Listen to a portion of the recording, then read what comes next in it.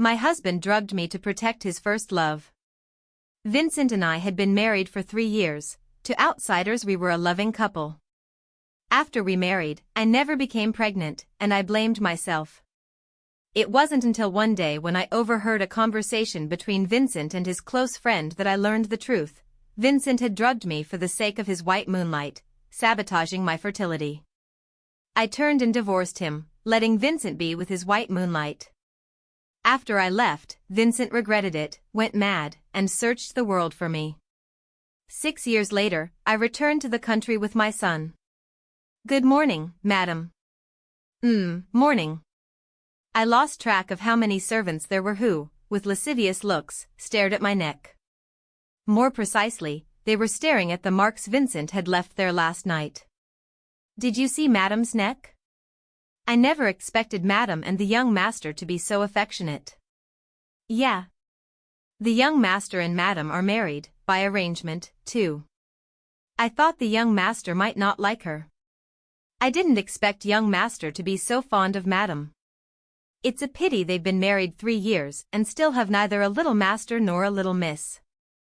If only young master and madam had children, their life would be perfect. Ah. Stop saying that, if madam hears, young master will be angry. Right. I listened to the servants' chatter and instinctively reached out to touch my belly. That's right, Vincent and I were a match between 2 prominent families. At first I thought our married life would be one of polite distance, or mutual irritation. I never imagined that after we married we'd actually take to each other and become what outsiders called a loving couple. Even more surprising was that Vincent and I had met as children, though it seemed he didn't remember me. But it didn't matter, now we were married. The only regret was that after 3 years there were no children. I sat at the dining table lost in thought when a gentle voice pulled me back to reality. "Isabella, what are you thinking about?" "Nothing in particular." "Vincent, you're down?" I looked up at Vincent, who was speaking in front of me, and smiled. Vincent nodded at me, reached out and gently pinched my cheek. "Isabella's come down, how could I, as her husband, not come down and have breakfast with you?" After saying that, Vincent pulled out a chair and sat down. Just then the housekeeper brought over a bowl of tonic. "Madam, this is today's tonic."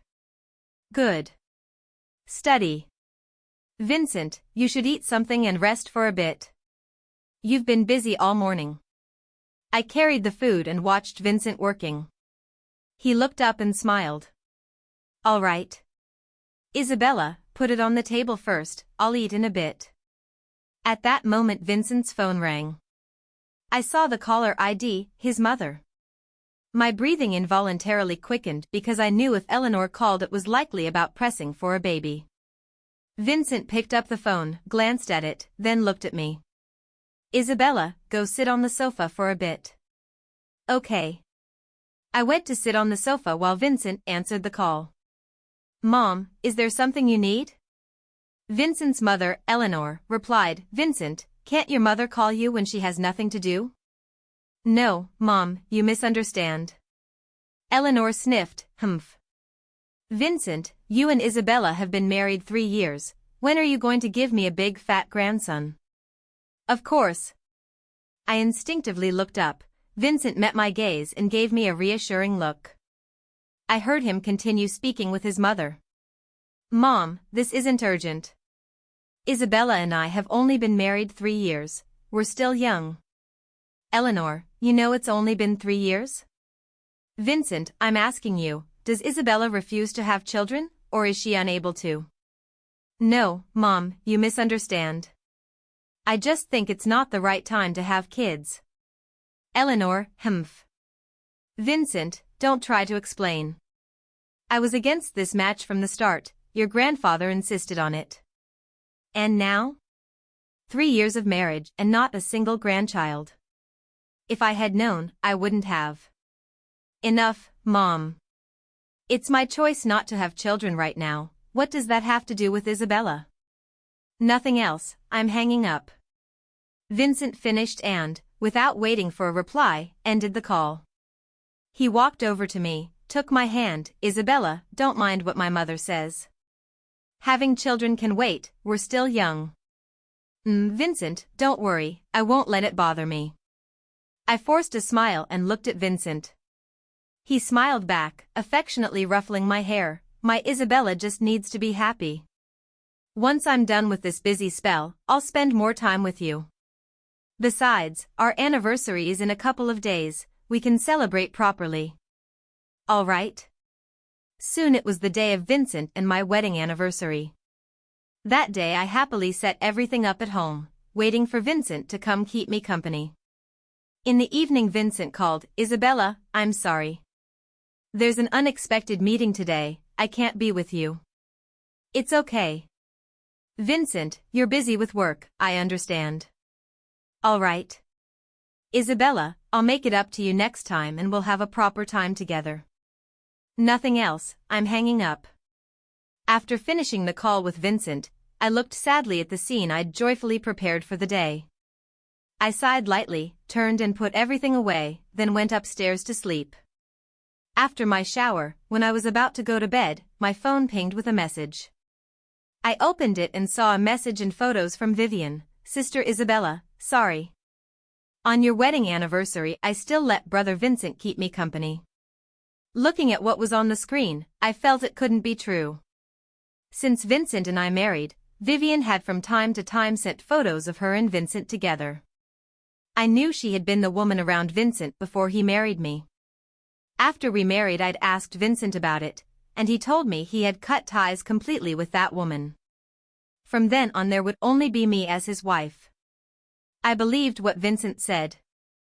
After all, in the past 3 years he had been attentive and caring toward me in every way, always obliging. That was why I continued to trust him. Staring at the photos and message on my phone, without giving it much thought I replied, I trust him. You don't need to keep sending messages to provoke my relationship with him. A hospital under the Vincent group. Saying I wasn't affected would be a lie. After all, we'd been married 3 years. I wanted a baby that belonged to Vincent and me. I wanted to know if something was wrong with my body that explained why we had no children. I sat in the hospital corridor, looking at the sheet in my hand, the doctor's words echoing in my mind. The results here show your body is fine, very healthy, everything is normal. Why have my husband and I been married 3 years and still have no children? The arrival of a child depends on fate. Don't be too anxious, let nature take its course and things will fall into place. Everything is normal? Every test says the same thing, so why haven't I gotten pregnant? I was about to get up and leave when I saw a familiar silhouette emerge from a hospital ward. Isn't that Vincent? Why would he be at the hospital? Could he be getting a checkup too? I was just about to walk over when a woman came out of the ward. Vincent looked at her with a tenderness I had never seen before. I instinctively hid and trailed behind them, listening in on their conversation. Vincent Gidge, I'm so happy. I'm going to be a mother. Yes, you're going to be a mother, I'm going to be a father. Vincent Gidge, thank you for giving me a child. Silly, this is our first child, there will be a second, a third later. Hearing their words, I froze in an instant, my body drenched in a bucket of cold water that chilled me to the bone. Vincent cheated on me, and I stupidly believed his lies, believed the dream he wove. Vivian, you must have been watching me like a joke all along. I walked to the door of that department and looked at the plaque above, obstetrics and gynecology. Vincent, why did you lie to me? You told me we weren't in a hurry to have children, and now you're having a child with someone else? I didn't expect Vincent and his wife to be as affectionate as the rumors said. Look at him, he was so excited when he heard his wife was pregnant. Give me a break. Don't you know the woman married into that family is Isabella? The woman just now wasn't Isabella, she was Vivian. What? So you're saying Vincent cheated? But weren't he and his wife very devoted to each other? In those wealthy families, nothing is as it seems. Stop daydreaming and get back to work. I stood at the door, listening to the voices from inside, and couldn't help but laugh at myself. Yes. matters in wealthy families, you can't take any of it at face value. How true that is, the one involved is blinded, while the bystander sees it all clearly. I was even more clueless than an outsider. I don't know how I came home from the hospital. My phone suddenly buzzed with a message from Vivian. Sister Isabella, you saw me and brother Vincent at the hospital, right? Do you believe in the relationship between me and brother Vincent now? I suppose, Sister Isabella, you learned at the hospital today that I'm carrying brother Vincent's child. Sister Isabella, sorry. I got pregnant before you did, brother Vincent is so happy today. I stared at Vivian's steady stream of messages, clutching my phone tightly, laughing inwardly. I really didn't expect it, the messages and photos I saw before were true. Thinking that, a wave of nausea rose from deep within me. Vincent, so during these 3 years, those times you disappeared on and off were because you were busy keeping someone else company. I actually believed you, how utterly ridiculous. I looked at my phone, about to block him, when Vivian sent another message, the number of a private room at a club. Isabella Gidge, you absolutely must come tomorrow night. Vincent Gidge is throwing a party to celebrate my pregnancy, and the baby and I hope to receive your blessings. I stared at Vivian's taunting messages and, furious, laughed instead of crying.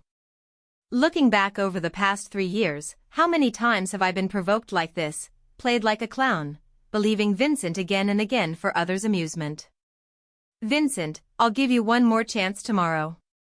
I replied with a single sentence, don't worry. I'll be there on time tomorrow. I still went to the club entrance and followed the private room number she'd sent. I didn't go at the time she indicated, I deliberately arrived half an hour late. When I reached the room, the door wasn't fully shut. As I was about to step in, I heard Vincent's brother Liam asking him something, so I paused. I listened to their conversation. Vincent, you and your wife have been married 3 years and haven't gotten pregnant. How come Vivian just came back to the country and is already expecting? I wanted to know too. I had been to the hospital, the doctor said I was perfectly healthy. Through the crack in the door I saw Vincent for the first time in many days, and Vivian sitting beside him. Vivian looped her arm through Vincent's, as if noticing me at the door and deliberately acting coy. Brother Vincent, I want to know too. If Sister Isabella finds out I was carrying a child for you, will she blame me? Vincent lifted his glass, took a sip, then turned to look at Vivian tenderly, smiling affectionately. Vivian, don't worry, she won't know, and I certainly won't let her hurt you. As for why she and I haven't had a child in 3 years of marriage, of course, it's because I didn't want her to have one. Only Vivian can have my child. Liam stared at Vincent in shock. What? Weren't you and your wife very loving all these years? You didn't strike me as heartless. Vincent sneered contemptuously. Loving? You're imagining things. That was an act, I could never love her. The only one I love is Vivian. If it weren't for Grandpa forbidding me from being with Vivian back then, why would I have married her? From the start my heart belonged only to Vivian. As for why she hasn't become pregnant in 3 years, it's because I had someone drug her. Counting the time, it must be over 2 years now. You drugged your sister-in-law, why hasn't that been discovered until now? After all, she would go to the hospital for checkups, right? If she could find out, would I have kept her in the dark for these 3 years? The hospitals she goes to are all run by our family. With her dull personality, sometimes being with her makes me feel sick. She's nowhere near as interesting as Vivian. When Vivian has the baby, I'll confront Grandpa and then I can get rid of her. You really think your sister-in-law won't find out if you say that? How could she possibly know? She probably thinks I'm still on a business trip working overtime. Every time I say I'm busy, she doesn't even check. I could no longer make out Vincent's words. I let go of the door handle, a chill ran through me, down to my bones, the coldest I'd ever felt. I thought Vincent had only cheated, never imagined he'd behaved like this for the past 3 years. Pretending to be devoted to me for the sake of his white moonlight. Even drugging me so I couldn't have children for her, then hypocritically saying, "No rush." Vincent, what a sanctimonious fraud. I stumbled out of the club in a daze and stood outside, numb, staring at the neon-lit decadence. Suddenly a cool, clear voice woke me. "Isabella, what are you doing here? Did something happen?" I turned slowly and saw Lucien, the senior from college I had almost been with. I forced a crooked smile. "Senior Lucien, it's you." "Isabella, if you don't feel like smiling, don't, it's ugly." "What's wrong? Did something happen?" Lucien looked at me with concern, and my heart, still raw from being wounded, warmed slightly. Thinking of Vincent having drugged me for over 2 years, I couldn't help but reach out and touch my abdomen. "Senior, can I ask you a favor?" "What is it?" "Could you help me find a reliable hospital? I need to get a checkup." "Isabella, if you trust me, can I take you to my family's private hospital?" I looked at the pain in Lucien's eyes and instinctively nodded, just like before. Lucien brought me to his family's private hospital and asked his doctor friend Caleb to give me a full physical. After the examination, Caleb expedited the tests and the results came back quickly. Caleb held the report, glanced up at me, hesitated, and then looked at Lucien. "Lucien, Miss Isabella's condition is terrible. She will likely have difficulty conceiving in the future." "What?" Lucien snatched the results from Caleb's hand in shock and carefully scanned them. His face darkened with anger as he looked at Caleb. "Are you certain Isabella's infertility was caused by drugs? By medication taken for nearly 3 years?" Caleb nodded to Lucien. "Yes." Lucien came to my side, looking at me with a pained expression. "Isabella, don't be afraid.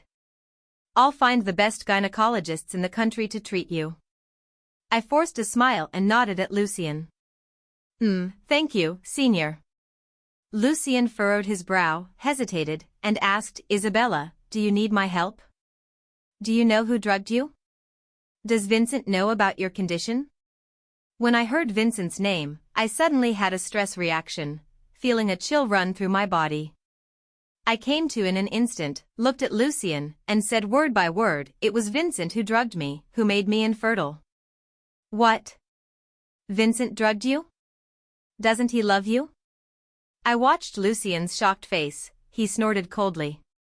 "Ha! That was all for his white moonlight. He even drugged you for his white moonlight." "What? That bastard actually did that to you? I'll go find him."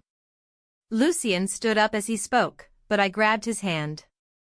"Senior, not yet." Lucien looked at me with tenderness, reached out, and stroked my hair. "Isabella, tell me, what do you need me to do?" I smiled faintly. "I'm going to divorce him, and then give him a big gift afterward." "Okay. Once you've taken care of it, I'll take you abroad." 2 weeks later, at the airport. "Senior Lucien, you don't have to see me off. Just give me your contact info." I looked helplessly at Lucien walking beside me. He looked at me tenderly, reached out, and touched my face.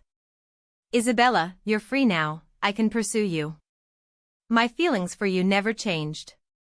Isabella, I don't want to miss you again. I missed you once before, and when we met again later, you were already married. Put your feelings deep in your heart. You're free now, let's be together."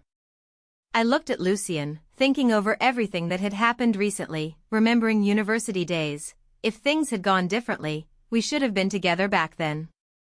Now that he doesn't mind that I've been married before, can I trust him?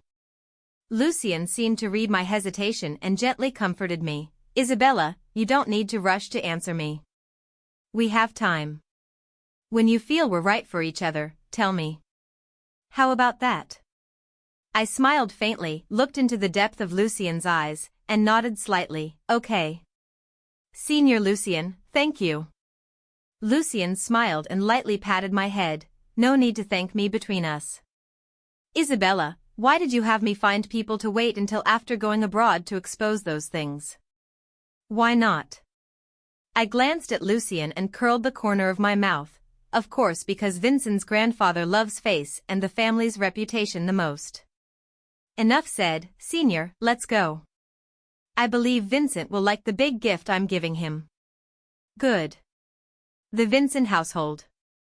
Vincent sat at the dining table, feeling that something was missing beside him. He looked to the butler at his side. Where is Madam? The butler lowered his head toward Vincent. Young master, Madam hasn't returned for half a month. But before she left, she told me to tell you that there's something for you left in the bedroom cabinet. What? Vincent stood and went upstairs to the bedroom.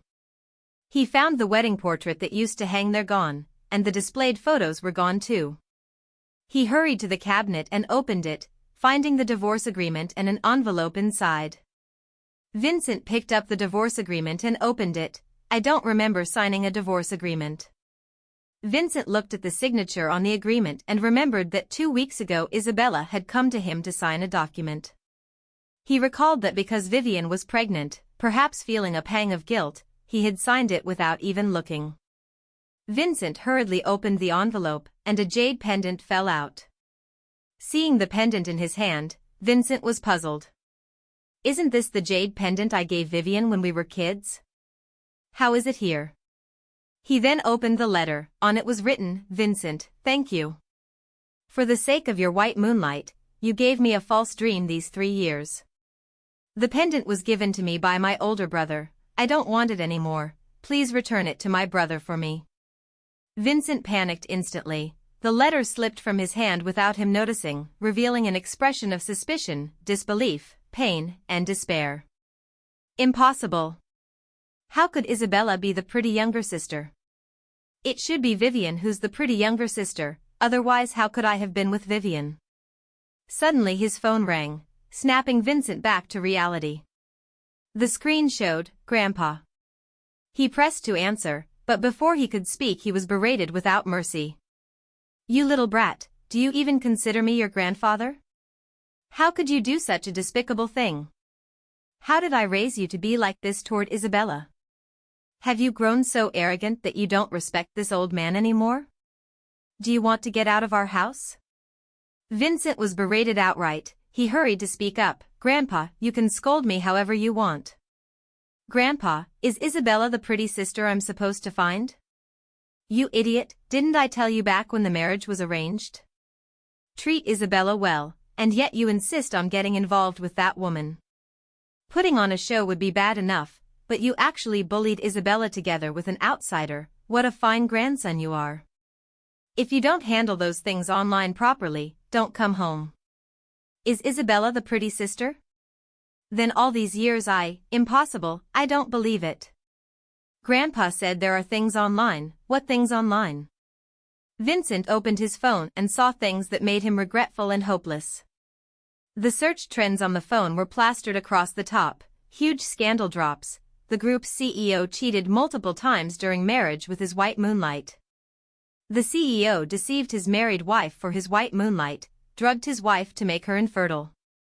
This is explosive. How can someone be like this? Is he a hopeless romantic or a jerk? There's another shocking reveal. The CEO mistook an imposter for his white moonlight, and harmed the real one for the fake. The fake white moonlight even admitted it herself. This is insane. The mistress's chat logs taunting the lawful wife, explosive. Vincent stared at the online posts, furious, and slapped the table. Then he opened Vivian's confession that she had impersonated his childhood white moonlight. Vincent recalled how, over their 3 years of marriage, he had allowed Vivian to treat Isabella so, instantly filled with regret, pain, and despair, tears involuntarily streamed down his face.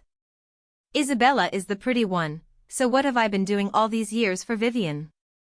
No, I have to find Isabella and get the truth. Vincent tremblingly picked up his phone and called Isabella, but the number was disconnected. He called again and again, his messages failed to send. Impossible. Isabella, I was wrong, I'm sorry. If you see this message, respond.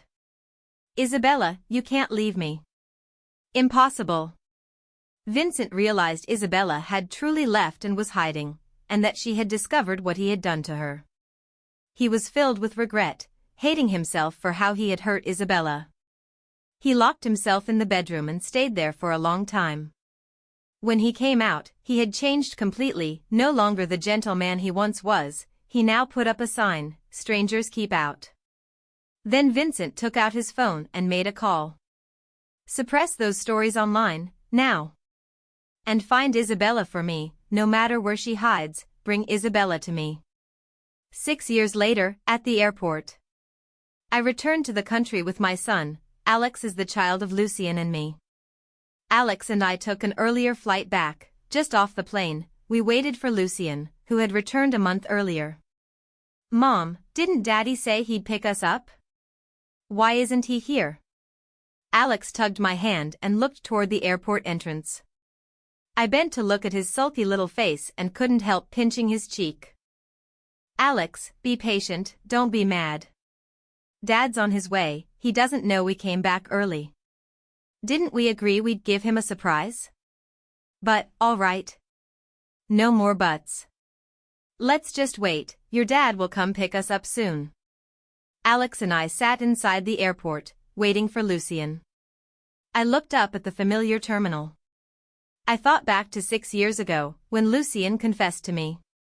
We didn't get together then, it was only after we went abroad that things changed. I had been made infertile by drugs. Lucien found a renowned gynecologist and spent more than 2 years getting me treated until my infertility was cured. After that, Lucien and I were together, registered our marriage, and I quickly became pregnant with Alex. To get back at them on my behalf, Lucien would periodically return home for stretches of time, partly to expand the family business and to suppress the Vincent family group.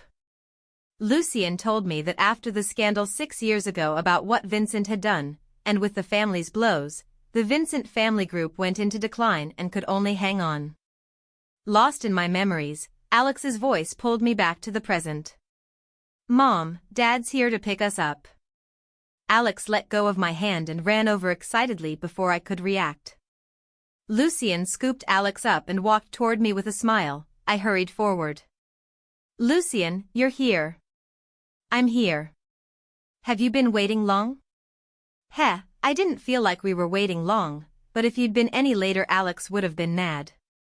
Lucien smiled at Alex and reached out to lightly tap his nose. "Really? Alex is mad. It's all Daddy's fault for being late. Will Alex forgive Daddy?" Alex, looking like a little grown-up, gazed at Lucien. "Since Daddy came to pick up Mommy and me, I'll generously forgive you. Alex forgives me, then Daddy will take you and Mommy home, okay?" "Yay! We're going home." "President, there's news about the madam." "Really?" Vincent, sitting in the corporate president's office, leapt to his feet in shock when he heard there was news of Isabella. That's right, Isabella had been missing for 6 years, and Vincent had spent those 6 years searching. "Are you sure there's information about Isabella?" Vincent asked his assistant in disbelief. The assistant hurriedly nodded in affirmation. "It's true. Someone saw the madam at the airport, accompanied by a little boy, and Lucien picked them up." "What?" Vincent stared at the assistant in astonishment, the events of the past 6 years rushing through his mind. "The Lucien you mean is the same Lucien who's been undermining our corporation all this time?" "Exactly." Once Vincent received confirmation, he sank back into his chair. "No wonder, these past 6 years his family has been like mad, keeping their eyes on us." "So Isabella was taken abroad by Lucien?" "No. Isabella must be mine. I will find her and bring her back."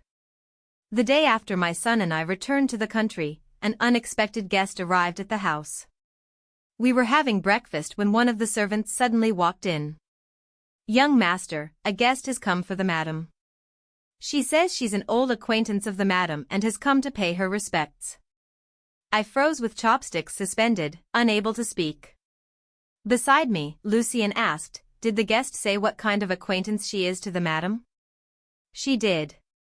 He said his name is Vincent, and that he heard the madam had just come back from abroad and specifically came to visit."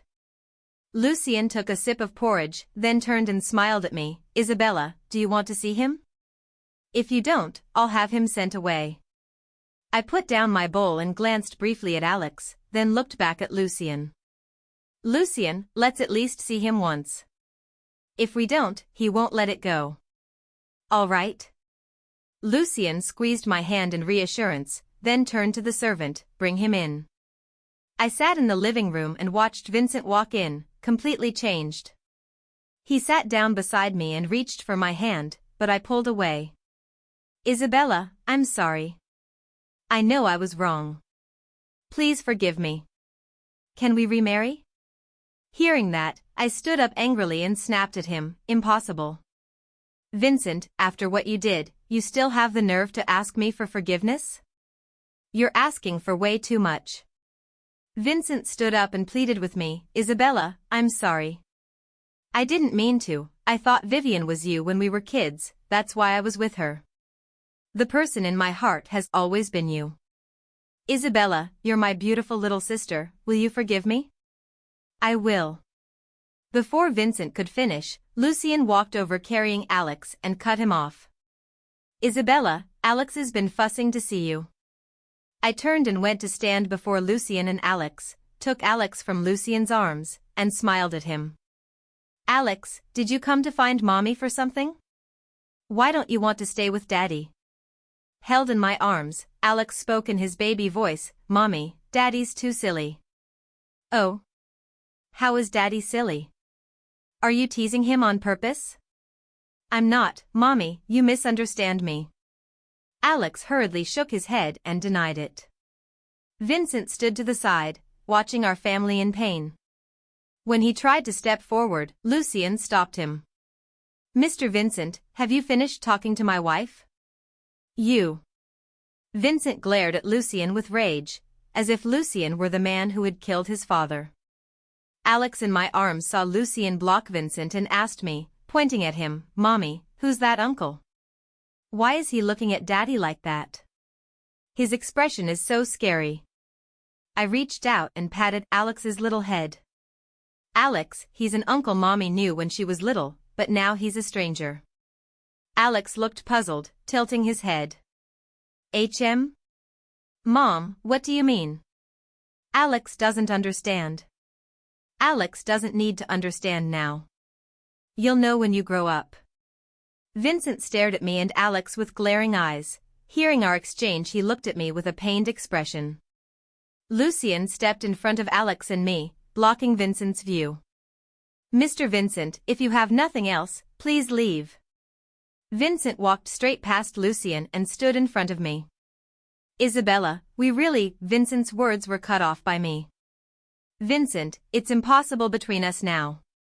You can see it yourself, I'm happy with my husband. I hope you won't bother me again. I held Alex and headed upstairs. Vincent tried to follow, but Lucien grabbed him.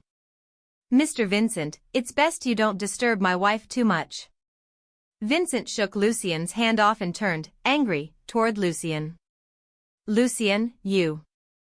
Before Vincent could finish, Lucien struck him with a punch and warned sharply, Vincent, have you no shame? Don't you realize how you hurt Isabella before? Dosing her for your so-called white moonlight, what kind of man are you? You should count yourself lucky I didn't come to your door. And now you still have the nerve to come to my house. Did you think I was made of meat? Do you know how much pain Isabella went through because you drugged her and made her infertile? It took more than 2 whole years to fix it. Do you have any idea how much she suffered? Lucien punched Vincent to vent for me while speaking. Vincent, you probably don't even know you no longer have the ability to father children, do you? After taking a beating from Lucien, Vincent heard about his condition and hurriedly denied it. Impossible. What's impossible about it? It was your white moonlight who drugged you. If you don't believe me, go check. When Lucien finished speaking, he went straight upstairs. Vincent lay on the floor for a short while, then left. Lucien's words stuck with him. As soon as he got home, he went to the hospital for tests and had people investigate. He found that his body was indeed, as Lucien had said, drugged, he had lost his fertility. The drugs had been given for over 5 years, and because the discovery came too late, there was no chance of recovery. Vincent sat in his office, staring at the investigation results in his hands. It turned out that after Vivian gave birth, she had noticed Vincent's feelings for her and had never stopped yearning for Isabella. Determined to marry Vincent, she cruelly drugged him so he couldn't have children, hoping that she could use a child to secure her status and marry into the Vincent family.